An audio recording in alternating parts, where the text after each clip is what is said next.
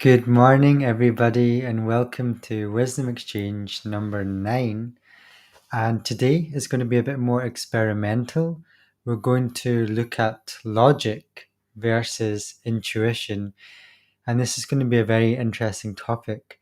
So, if you've watched previous Wisdom Exchange live streams, we covered Ian McGilchrist, who was at Oxford, I believe, neuroscientist. We looked at the difference between left and right hemispheres and how we can look at the world differently, navigate the world differently, and the difference between different personality systems different personalities using their brains in slightly different ways to navigate their world.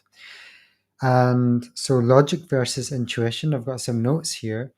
We're going to look, interestingly, just have a free flow chat about how kind of logic works and how we've been using that, especially in the modern Western world, how it can help us, the flaws of this in the human psyche as well, some of the archetypes related to this, how intuition works, and going a bit deeper into the usefulness of intuition, and then going into the inner world and our psyche, why it's important to go to the inner world as much as to focus on the external world, and really try to understand how going in and visiting these different parts of us allows us to untangle certain stories and narratives and logic.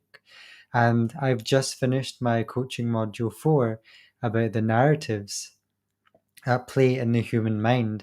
And so this will be really interesting if you're interested in how we actually use logic in our minds. How do we use our intuition, and how we can visit the parts of our psyche, our brain, and the way it works to sort of untangle the stories inside and how we view life, and also how we can help other people do that as well.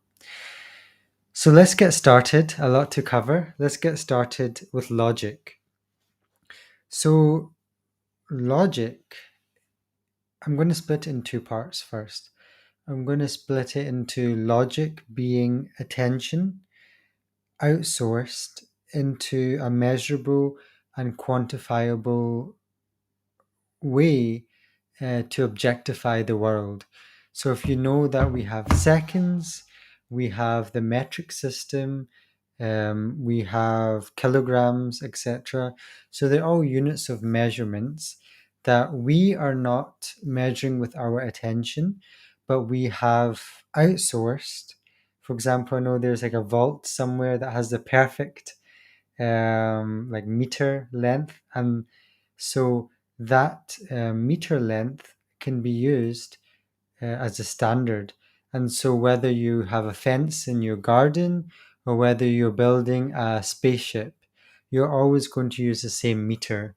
And we're not using our attention to say that is like a meter, that's like a meter. We have an objectified source in the world. The same with time and the same with weight, etc. So we're basically outsourcing with our attention, and that's really good, because having an objective criteria and having a logical system and a box and a quantifiable way of navigating the world helps us build strategies. It helps us navigate the material world. It helps us create systems and processes that are very efficient.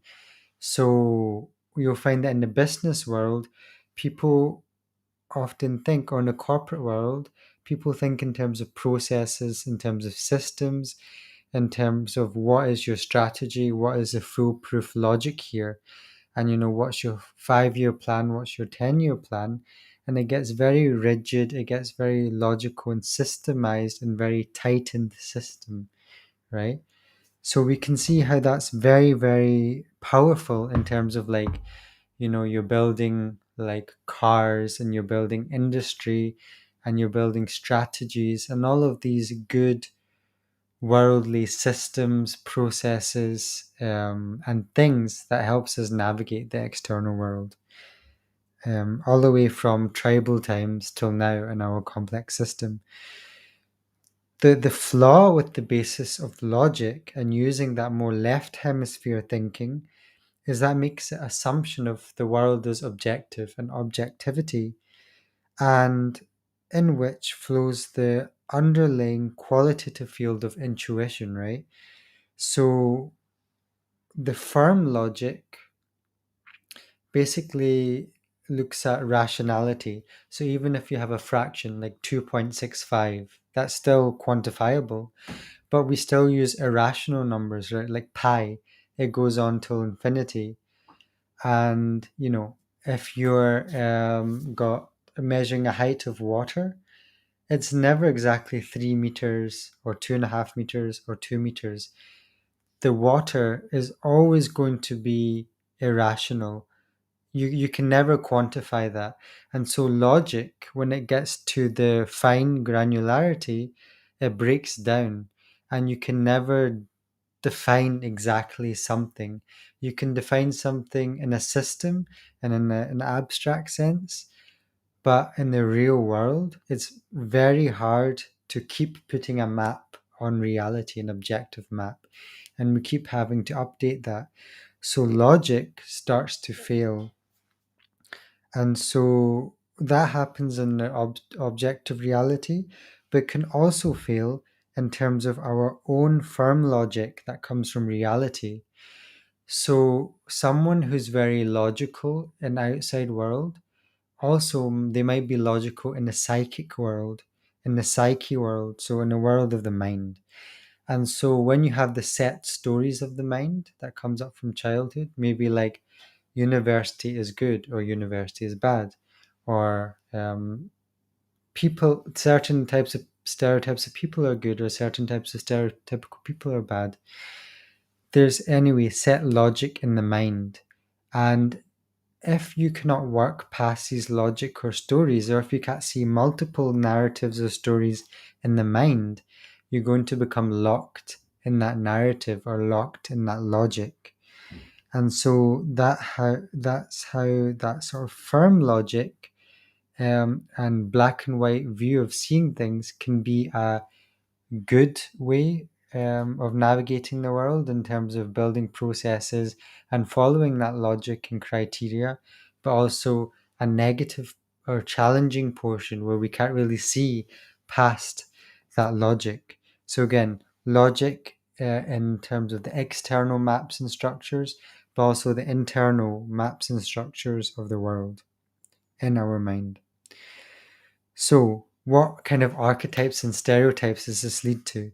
If you're using cold hard logic of the mind and reality, it leads to this super rich and efficient civilization that is lonely and devoid of life and very individualistic, and very, yeah, just cold and hard logic, right? And quite lonely. Whereas if you have a archetype of intuition, that is going to be a bit more carefree, a lot of bit of more creative. It might be more heartfelt. Might be joyous and happy, and that's very abstract. But taking these into reality, if you using all of your left brain, let's say, and all of your, let's say, stereotypical masculine or Western view of the world, that's going to be very a lot of materially driven but materially abundant, whereas intuition is going to be very communication relationship driven and emotion expression driven, but not materially as abundant. And you can see these stereotypes playing out in real life, but not to certain extremes.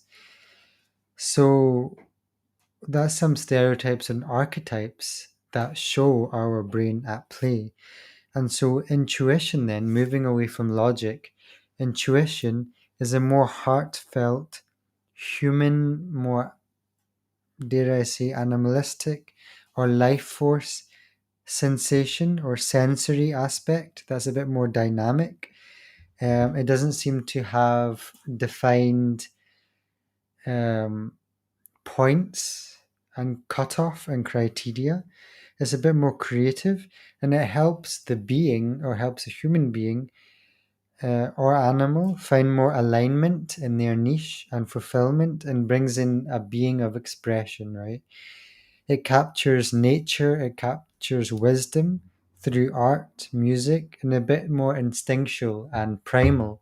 And so the logic might say that's just very, the intuition is just human and it's a human adaptation to navigate the world, right?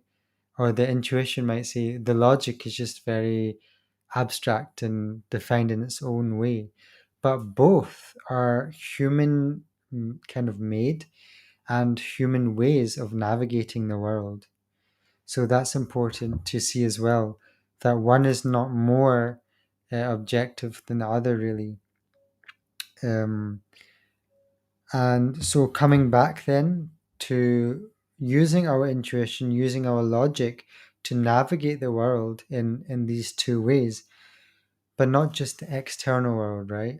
Not using our attention to navigate the external world, because we're kind of used to, especially in the Western world, to use our attention and then our attention to navigate the outer world that is happening.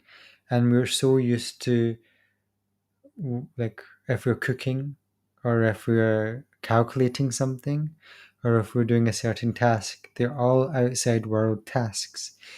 But what happens if we place the same attention but going inwards? And this is where it becomes interesting, because we're all looking at a task and we're all putting our attention towards that task and helping each other, right? Guiding each other on that task. But what happens if we're putting the same kind of logic and intuition, but putting that inwards? So if you like close your eyes, you can start to shut off the world and start to explore the things that come up. So you can use some logic and intuition in exploring the internal world. And this is where it starts to become subjective. Because even if we use our intuition and logic to explore our internal world versus mapping brain patterns or mapping, hormone regulation, we are still like to measure waves, cosine and sine. We're still using mathematical models. That's not our attention exactly. We're using mathematical models and biological markers to see what's happening in the human, but that's not directly our attention. So bear with me here. But if we're using directly our attention to go inwards, we're having a direct experience, an experiential view of the world, instead of outsourcing it to view us.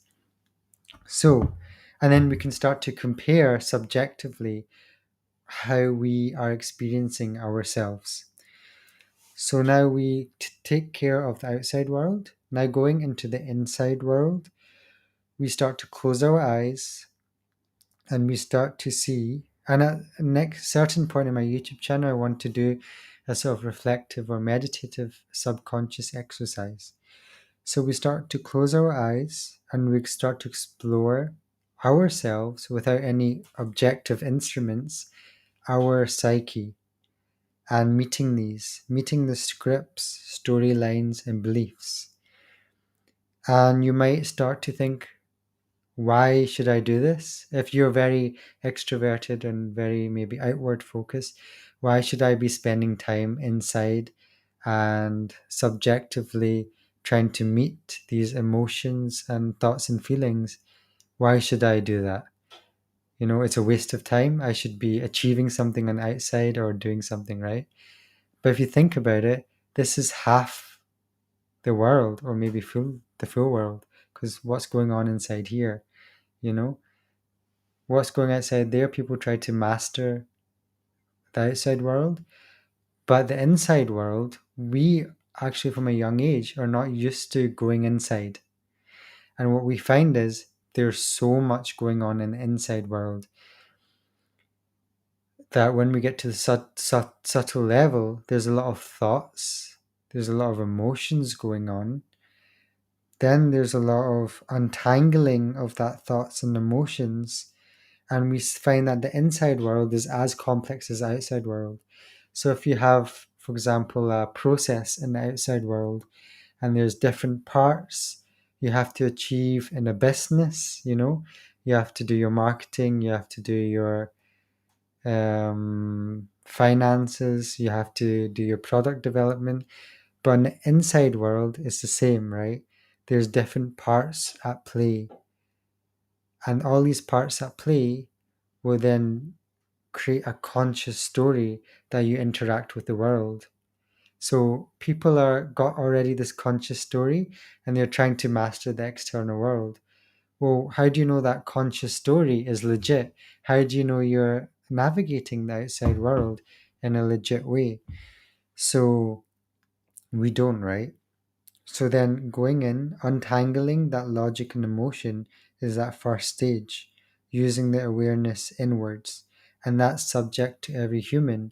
But according to, for example, Carl Jung, who's a psychologist, or internal family systems, which is a therapy developed by Dr. Richard Schwartz, or again, Eric Bernet, who's a Canadian psychologist who defined transactional analysis, which is again the different ego states of the people, we can start to see that there's different transactions going on inside the brain.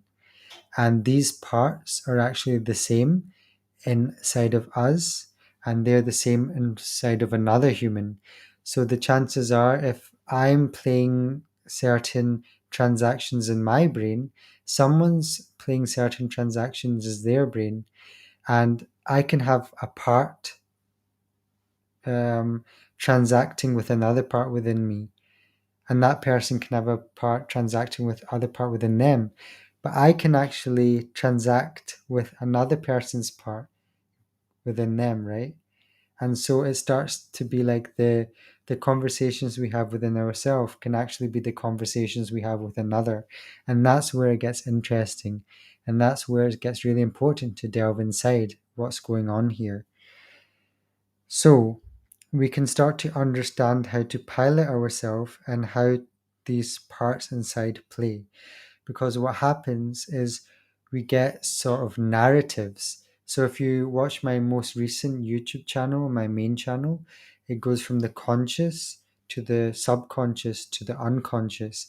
And at the unconscious, there's certain narratives or storylines that we choose unconsciously.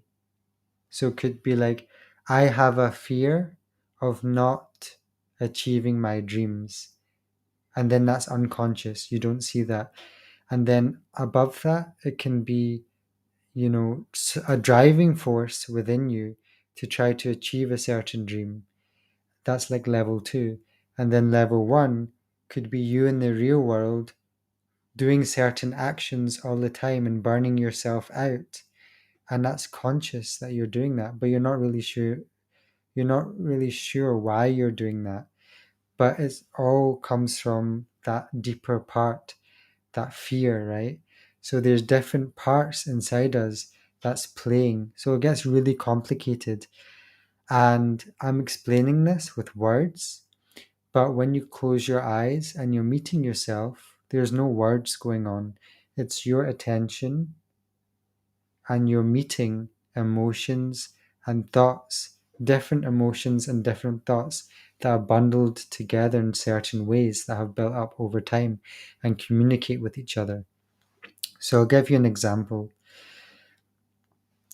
Parent-child relationships. You can see that in the outside world, but that actually happens within us. So if you go, for example, in a work and there's high expectations at work, your inner parent can have a critical state where you have an expectation of yourself to meet this outside expectation, and you are suffocating or criticizing your inner child. And inner child just means a more different part of you, and a different part of you is sending a transaction to another part that is more critical in nature. And so that happens, say, Monday, Tuesday, all the way to Friday. And then you're feeling really tired, really in your head, and really critical. And so this whole psyche game has played. And that might play outwards of you being critical, stressful from another. But there's also a game that happens inside, right? Another example can be in a relationship. You're getting criticized in a relationship, and then that person goes away, and you're still playing it within yourself. So, who's talking to who here? And again, there's many different parts inside at play. But again, talking about it is very difficult, but instead closing your eyes and meeting these different parts with your attention. So again, subjectively, you're closing your eyes, and with your attention, you're seeing what is that thought that keeps driving me, that says I should be doing this or I shouldn't be doing that, right? What is that thought or emotion that makes me want to pick up my phone or makes me want to distract myself before I actually do that? So there's something that triggers us to do that before we do the action. Or what is that feels trapped or fearful or scared, right? So there's all these different parts and patterns playing within us, and they play within us in different ways, right? And what we find, according to these psychologies and also with Carl Jung, that all these parts are the same within all humans. So what's older? Is it anger or is it you? And it's actually anger, right? Because all humans have anger inside of them. So that part is a part of the psyche. And it's just that how you experience that anger is different. But what we find is our relationship to that anger we can actually see, oh, I can find a pattern here, and that would be unique to you. But these parts, what we find is actually the same within everybody. So we can guide. So if you have a guided meditation, someone can guide you to all of these parts because you all have it within us. But what we find is when we pilot ourselves and our personality, we can have unique traits that we want to do naturally or want to express ourselves within our psyche that we are naturally good at expressing, right? And so what can happen is when a kid in their psyche is very good at expressing themselves in a very natural way, but we have a society or we have a set of parents, like a cultural society, imposing a thought, belief, or structure on that kid, then they cannot express their natural parts. But the parent or a culture that thinks it's safer to impose a way of being to that kid, then that kid will restrict part of its psyche and only pursue a certain degree stream or a certain way of life that the culture or the parents dictate as safe. And so that kid will modify or shield its part of its psyche so it cannot express itself in its full way because of that story, and it internalizes that story. So even if it leaves its culture, the parents are dead, or not living with them anymore, they will still internalize it and restrict themselves, right? So that's how that narrative works. So it's not just a narrative within the individual, it's a narrative within the collective. And so that narrative or that logic is human logic. And so we're trying to unwind that narrative and these stories to find out not just where it's coming from, but where's the root within that individual and how to create another story so that it has an upward change, right? So that's a very abstract level. But then going back to the logic and intuition, not going trapped in the logic, and not only using intuition, but using both. So you're using our intuition to work through that logic inside of us. I'm talking about the internal world, and meeting that logic to its core, then changing the story or changing the logic or changing the script or narrative so we can consciously create new logic. And so that can, work in the external world. The same, like if a car or something or some structure or process is not working, we're using creativity, we're using our intuition to look at where that logic is failing, where that process is failing, and then we're using our intuition to consciously create new logic or new processes to create more like beautiful and helpful structures in the real world, right? So I hope that shows that how the internal psyche and how the external world can actually operate in very similar ways, and why half of the battle, or maybe a majority of the battle, is actually inside. Because when we meet these different parts of the narrative inside, it actually has an effect on the outside. So I know it's very abstract and it might seem a little crazy if you haven't actually slowed down and met these different emotions and thought patterns inside your brain. But it's very real and it's very useful in terms of coaching, therapy, and yeah, I would just say in general, any creative pursuits. So, yeah, I hope you find that useful. If you are interested in exploring the left and right hemisphere, I really recommend you Google Ian McGilchrist, who's fantastic on that. And if you're interested in personality as well, feel free just to DM me on Instagram. I've got a lot of interest in personality as well. If you want a one-to-one strategy coaching session about leveraging your personality, or just to talk about thought patterns, beliefs, and how you feel your external environment or your internal environment might be limiting your current situation, whether it be a career, trying to progress in your career or change your career, or in your relationships within your career or otherwise, feel free to DM me and we can have a small strategy session as well. But I hope you find that useful. I know today was super abstract, but if you followed it, well done. I know I find it hard to follow as well. But I hope you're going to have a good week ahead, everybody. Feel free to drop in the comments below what you're interested in or what you'd like to see me talk about in the future. But other than that, I'll see you again for another wisdom exchange. Take care, everybody. Bye bye.